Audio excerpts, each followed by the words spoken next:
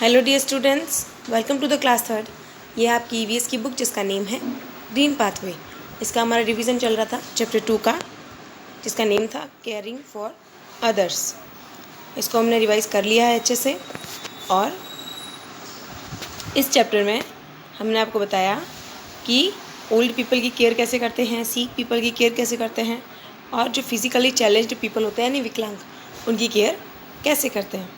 अब हम पढ़ेंगे, इसके एक्सरसाइज भी कर चुके हैं हम, तो अब बारी है क्वेश्चन आंसर्स की और लास्ट एक्टिविटी की। तो चलिए एक बार क्वेश्चन आंसर पर नजर डालते हैं। Why are some old people unable to see, hear and walk. Simple सा क्वेश्चन है, समझिए इसको। WHY, वाई यानी क्यों, आर सम ओल्ड पीपल यानी कुछ बूढ़े लोग, unable to see, hear and walk यानी कुछ बूढ़े लोग क्यों नहीं सुन पाते, क्यों नहीं बोल पाते, क्यों नहीं चल पाते, या फिर क्यों देख नहीं पाते। तो इसका आंसर आपको देना है। ये रहा इसका आंसर, देखिए यहाँ पे, why are some old people unable to see, hear and walk. तो आंसर है बिकॉज, BECAUSE, बिकॉज यानी क्योंकि। आप भी याद रखिएगा, जहाँ पे आपको क्योंकि लिखना हो वहाँ पे आंसर में स्टार्टिंग में होगा because. They are physically weak, they are यानी वे, THEY, दे यानी वे कौन, जो बूढ़े लोग हैं, जो देख नहीं पा रहे, सुन नहीं पा रहे, चल नहीं पा रहे, उनकी बात हो रही है। वो फिजिकली वीक होते हैं और इसीलिए ऐसा नहीं कर पाते। अब चलिए क्वेश्चन 2 देखिए, ये तो और भी इजी है। Who needs love and encouragement, प्यार और सहारे की ज़रूरत किसको होती है। वैसे सबको होती है, लेकिन इस चैप्टर के हिसाब से किसको होती है। तो seek people needs love and encouragement, SICK,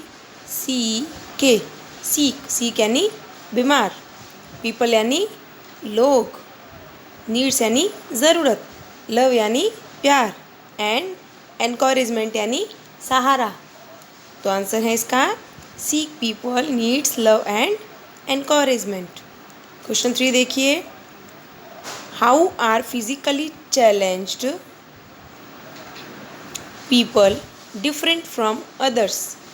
जो फिजिकली चैलेंज्ड पीपल होते हैं यानी विकलांग लोग, वो सबसे अलग कैसे होते हैं, वो दूसरों से अलग कैसे होते हैं। तो आंसर है they are unable to see, hear, walk और स्पीक। दे आर यानी वे, unable to see, hear, walk और स्पीक यानी वो लोग फिजिकली चैलेंज्ड होते हैं, या तो उनमें देखने की प्रॉब्लम होती है, वो देख नहीं पाते, या फिर हियर यानी सुन नहीं पाते, या चल नहीं पाते, या बोल नहीं पाते। Some of them do not understand anything, और वो उनमें से कुछ लोग तो ऐसे होते हैं जो कुछ भी समझ भी नहीं पाते, और इसी तरह से वो सबसे अलग होते हैं। अब क्वेश्चन 4 देखिए, ये लास्ट क्वेश्चन है। How can we take care of physically challenged people, यानी ऐसे लोग जिनकी बॉडी में कहीं ना कहीं कुछ ना कुछ प्रॉब्लम है, चाहे वो सुनने वाली प्रॉब्लम हो, चाहे वो देखने वाली हो, चाहे बोलने वाली हो, चाहे चलने वाली हो। How can we take care यानी हम उनका ख्याल कैसे रख सकते हैं, किन का, जो फिजिकली चैलेंज्ड हैं। तो we can give a helping hand, हम उनको एक सहारे का हाथ दे सकते हैं, हम उनकी ओर अपना हाथ बढ़ा सकते हैं उनकी हेल्प के लिए। टॉक पोलाइटली टू देम, हम उनसे प्यार से बात कर सकते हैं। And always be loving and affectionate towards them, और हमेशा उनकी तरफ प्यार से, केयर से रहना चाहिए। ओके, अब ये क्वेश्चन 1 2 3 4 मैंने करा दिए। अब आपकी जिम्मेदारी है, आपकी रिस्पॉन्सिबिलिटी है कि आप इसको टाइम से लर्न कर ले। अब देखिए, questions for sharp thinkers. Do you have grandparents at your home, क्या आपके घर पे ग्रैंड पेरेंट्स हैं। How can you take care of them, आप उनकी हेल्प कैसे करते हो। तो एक्चुअली मेरे घर पे ग्रैंड पेरेंट्स नहीं हैं, क्योंकि हम न्यूक्लियर फैमिली में रहते हैं। अगर आपके भी घर पे नहीं है तो आप नो लिख सकते हो, बट अगर है तो आपका आंसर ये होगा ये आपको लिखना नहीं है पर आना ज़रूर चाहिए कि हम उनके साथ वॉक पे जाते हैं या फिर हम उनको दवाई देते हैं, हम उनको खाना खिलाते हैं, कभी कभी हम उनके कपड़े भी ठीक कर लेते हैं, उनके हर काम में हेल्प करने की कोशिश करते हैं हम, वो भी पूरे प्यार से और दिल से। What is one thing you can do for those people who can neither here nor speak. एक कौन सा काम है जो आप किसी के लिए करोगे, वो भी ऐसे इंसान के लिए जो ना तो सुन सकता है और ना ही बोल सकता है। तो ऐसे इंसान की हेल्प आप कैसे कर सकते हो? आप उसकी हेल्प करोगे जैसे उसको कुछ समझाना है या कुछ कहना है, और अगर आपको उसके इशारे समझ में आ रहे हैं तो आप उसके इशारे दूसरों को समझाओगे ताकि वो अपनी बात सही ढंग से रख सके। ओके, अब आगे देखिए fun time. A person who can not see, ऐसा इंसान जो देख नहीं सकता, वो क्या होता है? ब्लाइंड, BLIND, ब्लाइंड यानी अंधा।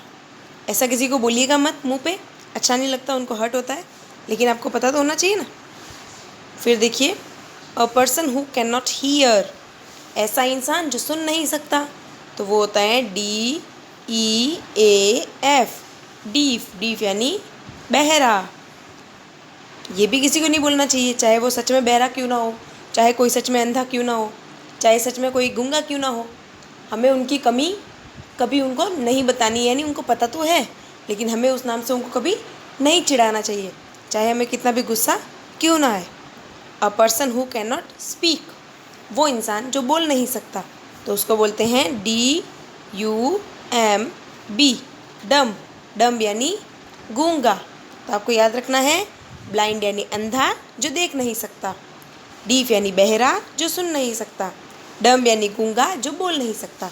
ओके, फिर एक्टिविटी टाइम में आपको मैंने ये क्वेश्चन तो छोड़ने को कहा था और ये वाला क्वेश्चन आपको करवाया था कि इन पिक्चर्स को देख के इनके नेम लिखो। बट यहाँ पे प्रॉब्लम ये है कि मैंने इन 2 के नेम तो आपको लिखवाए थे और इस नेम को मैंने ड्यू रखवाया था कि बच्चों आज मुझे भी पता नहीं है अंकल जी का क्या नाम है, तो मैंने इनको छोड़ने को बोला था आपको कि बाद में बताऊँगी, तो मैं आज इसको भी बता रही हूँ, आप लिख लीजिएगा।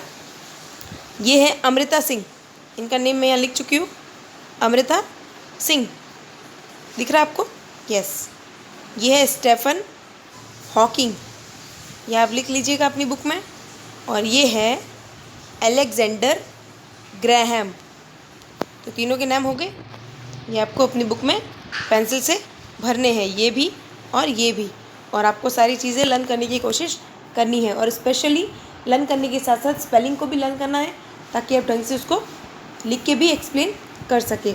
ओके, तो चैप्टर 2 का आपका रिवीजन आज कंप्लीट हो गया और नेक्स्ट पार्ट में नेक्स्ट वीडियो में आप देखेंगे चैप्टर 3 का रिवीजन, आवर बॉडी, जिसका नेम है चैप्टर का। ओके, तब तक के लिए बाय बाय, लर्न कर लीजिएगा। आपको इसीलिए होमवर्क नहीं दिया गया है और अगर कुछ प्रॉब्लम है तो कमेंट करके ज़रूर बताइएगा। Thank you.